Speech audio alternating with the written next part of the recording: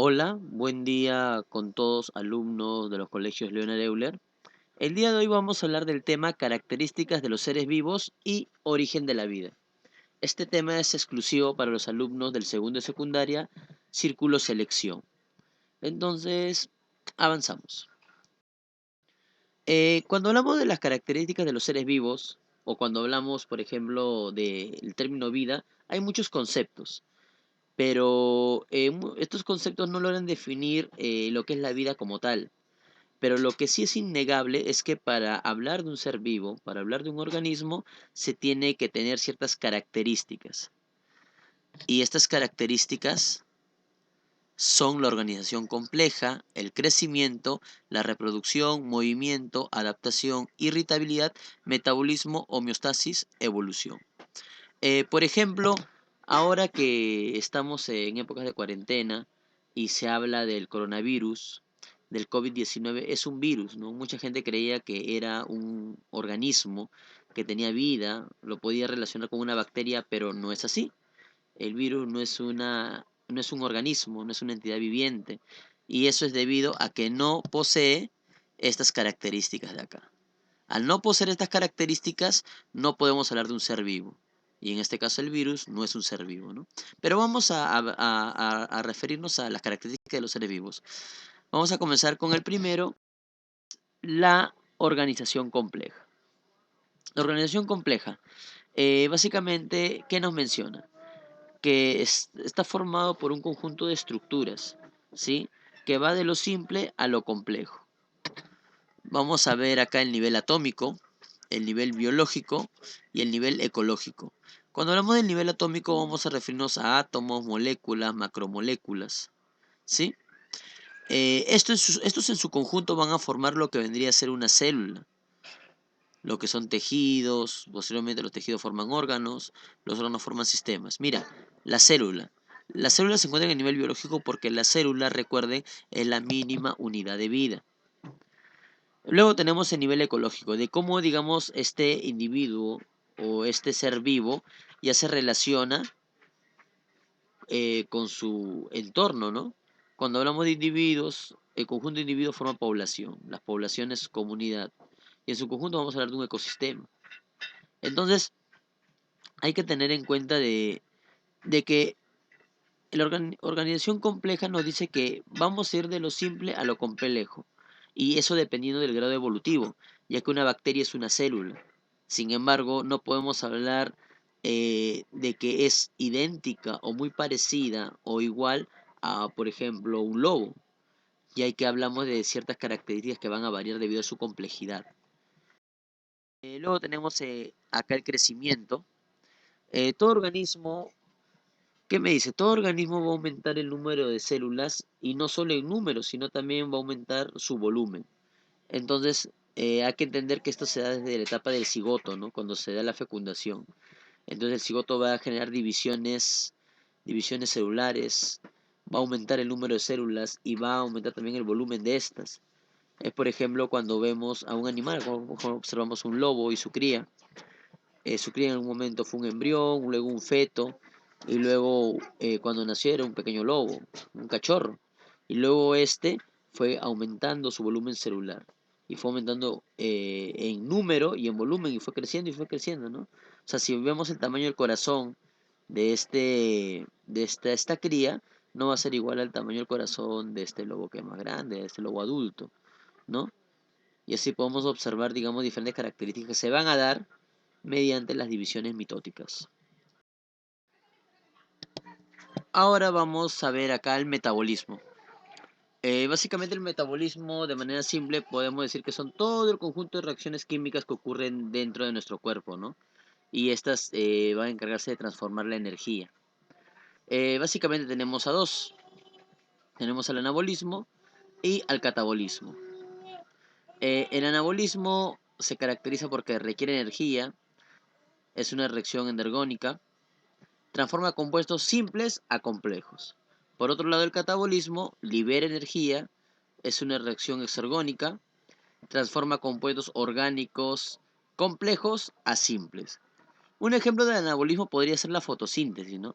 en el cual, digamos, cojo un poco de agua, CO2, luz solar y van, forma una manzana. Por otro lado, el catabolismo, por ejemplo, podríamos hablar de la glucólisis, en el cual una molécula de glucosa genera una serie de reacciones hasta formar ATP, que es la energía que tenemos. Entonces vamos de algo complejo a algo simple.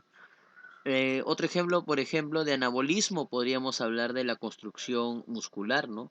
Como de las proteínas va formándose tejidos musculares. Otro ejemplo de catabolismo, podríamos hablar de la digestión, ¿no? No como un alimento, un pedazo de carne mediante la trituración, la digestión mecánica, digestión química que se da a nivel del tubo digestivo, voy a poder extraer glucosa, o sea, de algo complejo a algo simple. Entonces, ambos son antagonistas, ambos son contrarios, pero en su conjunto van a formar lo que es el metabolismo, ¿no? Son estas reacciones, digamos, de creación y destrucción, ¿no? De formación y de degradación. Por otro lado, tenemos acá la irritabilidad. Es la capacidad de reaccionar ante un estímulo. Por ejemplo, acá tenemos a un puercoespín, en el cual al percibir la amenaza, este de severizar. Otra característica, por ejemplo, o otro ejemplo, mejor dicho, es cuando tú recibes un golpe y automáticamente tienes una reacción, que es el dolor, o un grito, o una lágrima, ¿no? Ante ese dolor. Entonces, la irritabilidad es eso, ¿no? Es una reacción ante un estímulo, sea este físico o químico. Tenemos ahora la reproducción. Básicamente, esta se caracteriza porque se encarga de perpetuar a la especie, de que la especie no se extinga y que ésta pueda seguir a lo largo de todos los años. Básicamente existen dos tipos de reproducción, la asexual y la sexual. La sexual es esa reproducción en el cual no hay variabilidad genética y se da mediante un solo individuo. Tenemos, por ejemplo, a la estrella de mar, a las planarias, por ejemplo, que solamente requieren de un ser vivo, ¿no? Y no hay intercambio genético, no hay mezcla genética, lo que hace, digamos, que estos sean animales menos evolucionados. Por otro lado, tenemos la sexual, donde sí básicamente hay dos individuos, en la cual, digamos, hay variabilidad genética y recombinación genética. Se da en especies más evolucionadas. Acá hablamos de macho-hembra o masculino y femenino.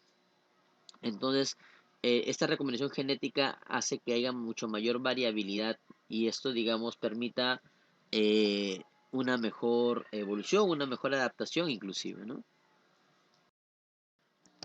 Por otro lado, acá tenemos el movimiento. Eh, Todos los seres vivos realizan movimiento, aunque no lo parezcan. Por ejemplo, una planta, en este caso una planta carnívora, claro, realiza un movimiento al momento de que ingresa, por ejemplo, un insecto, automáticamente se cierra, ¿no? Por ejemplo, ahí vemos un ejemplo de ello, la gaviota que puede volar, se desplaza de un lugar a otro, igualmente los delfines. En el caso de la planta también normal se da este movimiento, claro, o sea, la planta, por ejemplo, mediante la raíz se dirige hacia la búsqueda de agua, ¿no? Alimento. En el caso de las hojas se dirige hacia la parte donde se encuentra la luz solar para poder realizar la fotosíntesis. Los tipos de movimiento que tenemos la anastia, la ataxia, por ejemplo, ¿no? El tropismo también.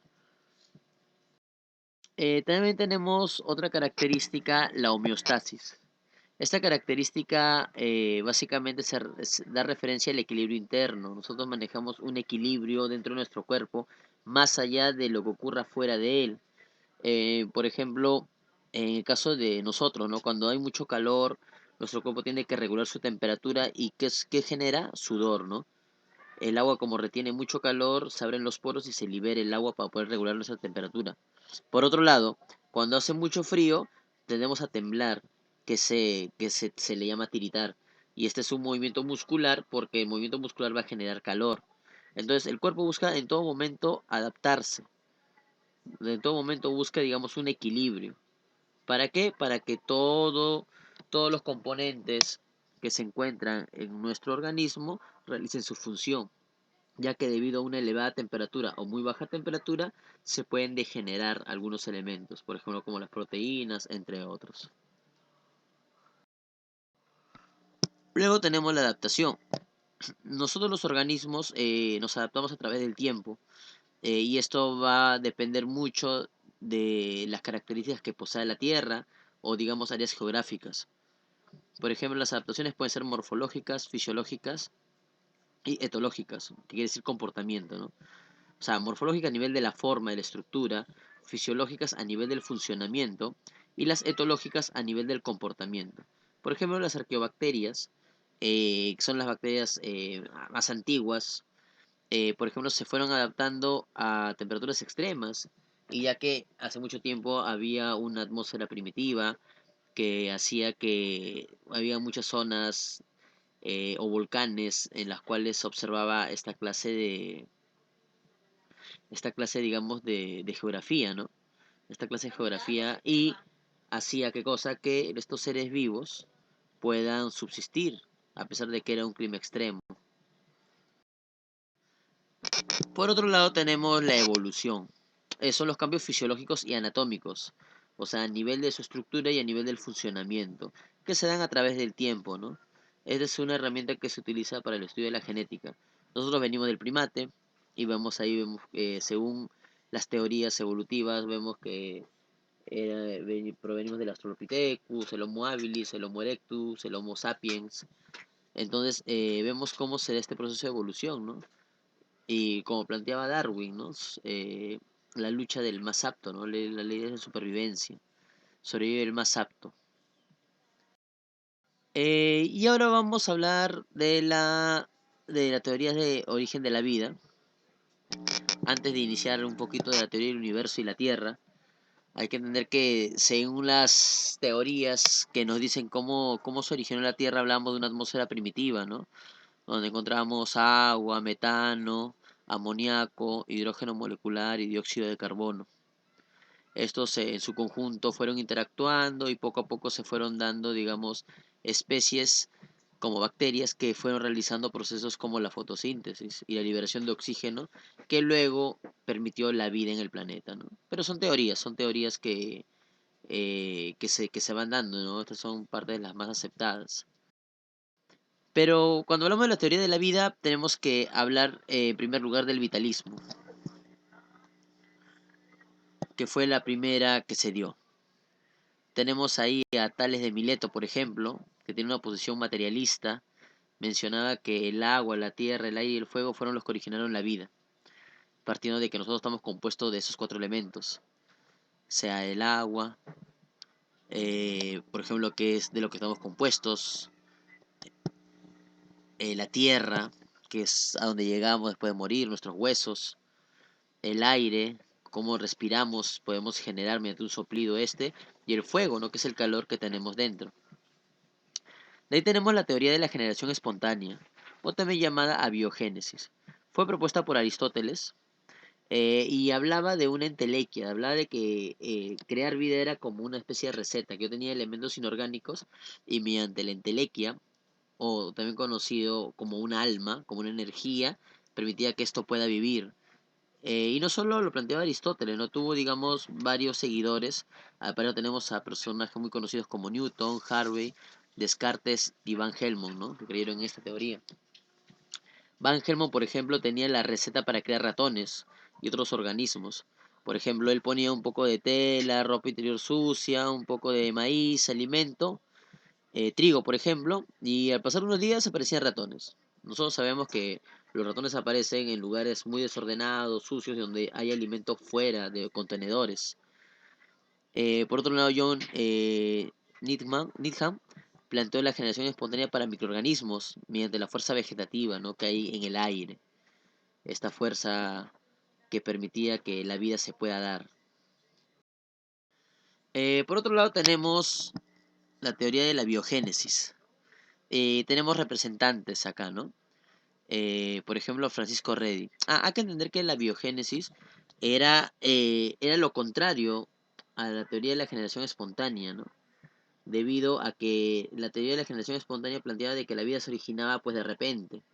En cambio, la biogénesis no, decía que para que la vida exista tiene que haber otro ser vivo que produzca esta vida. La vida no nace de la nada, tiene que provenir de otro ser vivo. Francisco Redi realizó un experimento en contra de la generación espontánea, en el cual puso 3 frascos de moscas. En un frasco puso uno que estaba con una tapa, en el segundo frasco puso uno que estaba con una malla, y en el tercero puso uno sin tapa. En el primero, al pasar el tiempo, no pasó nada. En el segundo, a pesar de que tenía huequitos, se acercaban las moscas, pero no pasaba nada. Y en el tercero, que no tenía los mosquitos, que no tenía, digamos, una malla o una tapa, ingresaban las moscas y se formaban las larvas. ¿Qué decía la generación espontánea? Decía que si yo quiero formar gusanos, fácil. Tengo un pedazo de carne y de ese pedazo de carne van a nacer gusanos al pasar de los días, debido a la putrefacción. Pero Francisco Rey demostró que no. Pero lo que le mencionaban era pues que la fuerza vital no podía ingresar por esta malla y que de alguna forma no se daba, no, digamos, podía ser un experimento adecuado. Por otro lado tenemos bueno, Leeuwenhoek fue el que primero observó microorganismos que llamó animáculos. Él observó espermatozoides, protozoarios, una serie, digamos, de parásitos microscópicos. Lázaro Spallanzani, por ejemplo, hizo otro experimento calentando un caldo vegetativo, en el cual lo calentó y uno lo dejó abierto y el otro lo dejó cerrado. Al pasar los días, el que estaba abierto simplemente presentó microorganismos y el segundo no. Igualmente estaba cerrado, no podía ingresar la fuerza vital, hizo que no se pueda el experimento de manera adecuada. Eso fueron lo que dijeron aquellos que apoyaban la generación espontánea. Pero apareció Luis Pasteur y fue quien acabó definitivamente con la generación espontánea, debido a que hizo un experimento en un matraz cuello de cisne, en el cual realizó el calentado de un caldo y lo dejó. Se dio cuenta que el caldo no presentaba microorganismos, no presentaba microbios. ¿Por qué? Porque de alguna forma este cuello de cisne hacía que los microorganismos no podían ingresar, se quedaban por acá, debido a la humedad, del vapor y que simplemente se quedaban pegados acá. No llevaban al caldo. Pero si uno inclinaba un poco más el frasco, sí podían llegar y podía contaminarse. Entonces eso demostró que a pesar de que estaba abierto, si hubiera una fuerza vital, pues podía ingresar. Pero como no existía ni una fuerza vital, todo era por acto de los microbios, estos no podían llegar acá debido a la forma de cuello de cisne que tenía el matraz. Y es ahí donde, digamos, se acabó definitivamente con la teoría de la generación espontánea. Hay que entender que este proceso que realizó Pasteur se utiliza actualmente, que es el proceso de pasteurización, ¿no? Tú cuando compras tu leche y lees ahí leche pasteurizada, es porque es un proceso para la eliminación de microbios. Tenemos ahora otras teorías modernas sobre el origen de la vida. Por ejemplo, tenemos acá la teoría cosmogónica o de la panspermia, que fue planteada por Svante Arrhenius.